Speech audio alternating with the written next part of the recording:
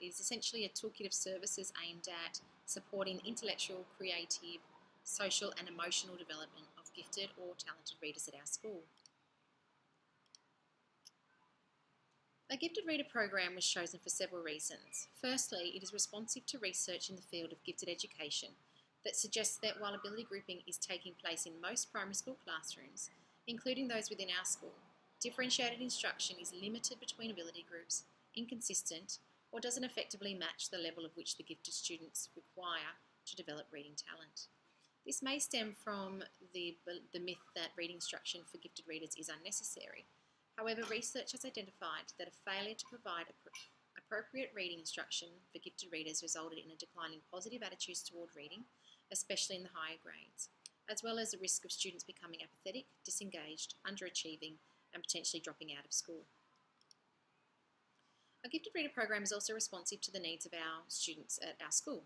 We do a fabulous job of providing services and enrichment opportunities for our physically gifted and talented students, and I feel this academic program would provide a graded balance to the overall services and opportunities provided by our school. From discussions with classroom teachers also, I feel this program would benefit several classroom cohorts where potentially gifted students are presented negatively in class as a potential result of lack of challenge and social and emotional support. Additionally, we have expertise within our school, such as the librarian and counsellor, who could provide invaluable support and knowledge for the gifted students. This program also reflects the Australian teaching standards by identifying students' need and effectively supporting it, and the New South Wales Gifted and Talent Policy, which highlights the school's responsibility to identify gifted and talented students and to maximise their learning outcomes by developing effective and equitable identification procedures and developmentally appropriate programs. So this section will focus on who the gifted readers are, what does this program aim to do, and what is the expected objectives for the gifted reader. How will this program support the goals and objectives of this program, and when and where will this program be implemented? So gifted readers are generally described as avid, voracious readers with exceptional reading ability who may have extensive vocabularies and are able to read and understand text information 2 or more years above their grade level. Or they may also be children who may not yet have achieved 2 or more years on a standardised test, but have been identified as intellectually gifted with the potential for high reading performance. However, gifted readers are not just those that present with typical characteristics as noted above, and this is where it can be tricky at times in appropriately identifying gifted learners. It's also important to understand that gifted learners, while highly able, may not exhibit high ability. In fact, they may at times intentionally hide their ability or present with behavioural and emotional problems, such as potentially twice exceptional students, gifted underachievers, or students from gifted minorities and low socioeconomic backgrounds. The goals of this program are to identify gifted and talented readers through effective and equitable identification procedures, provide students with daily opportunities to engage and interact with authentic, vocabulary-rich literature that is congruent with their reading and thinking abilities, provide effective differentiation of instruction and content to support academic and social and emotional growth of gifted readers, provide guidance and support for classroom teachers to effectively support gifted readers within their class, and be visible within the school community and increase school community awareness and support for gifted students.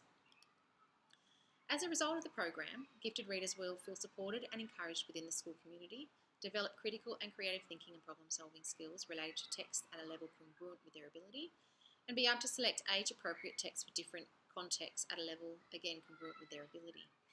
They'll also be able to develop social and emotional competencies.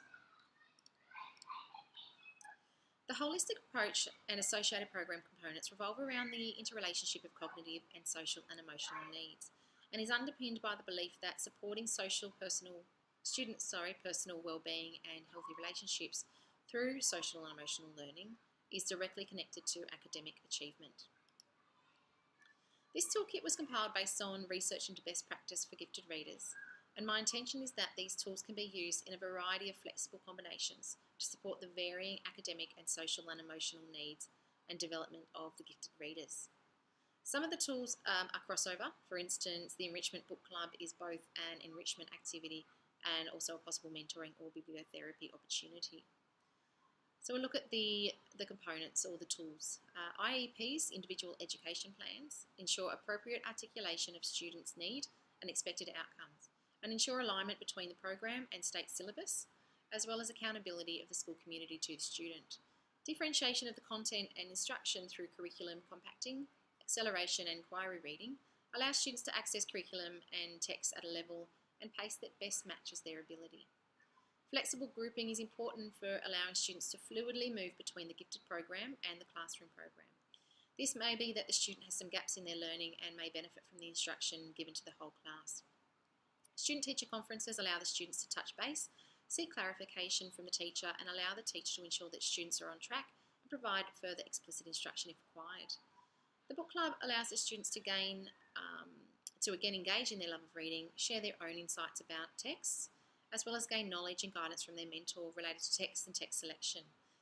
This club also offers the gifted readers opportunities to discuss books with their like-minded or like-ability peers, which fosters positive peer relationships. While counselling may not be required by the gifted reader, the counsellor will be included in the program decisions, especially those related to social and emotional development, such as bibliotherapy and mentor pairing.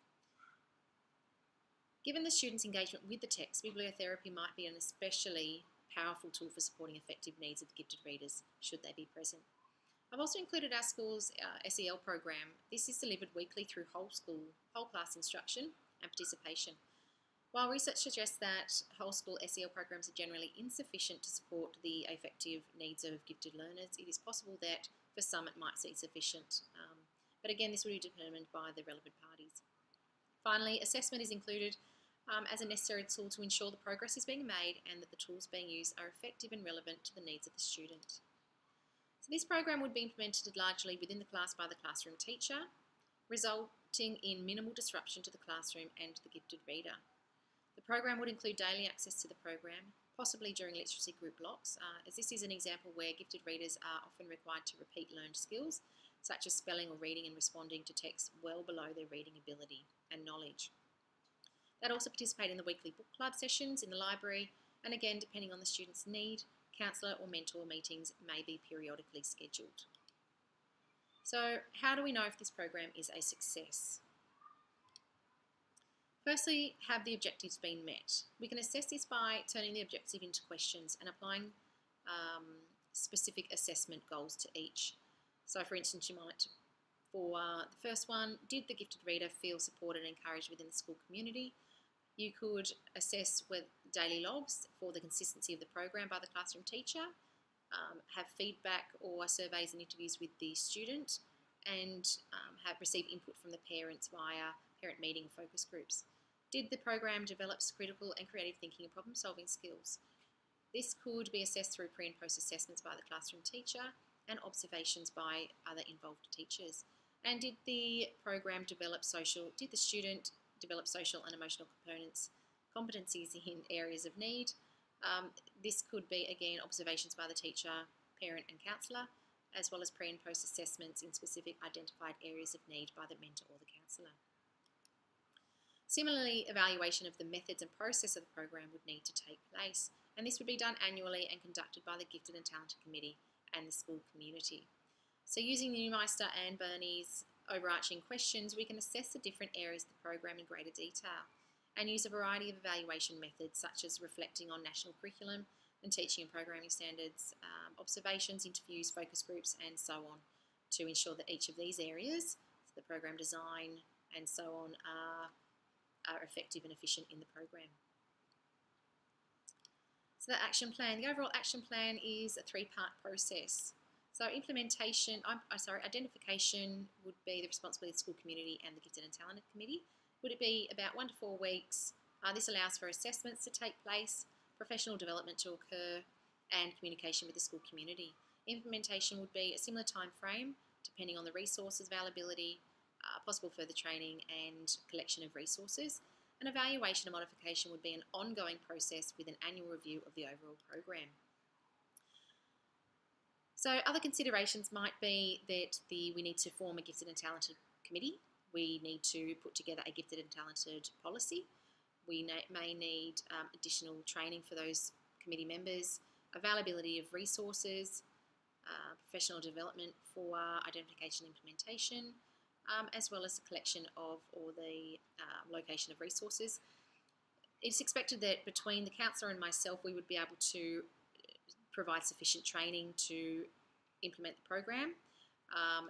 But I expect that we'd probably need about $500 or so to gather some resources that might be interest specific or be bibliotherapy related. So that's the program, and look forward to your feedback. Thank you.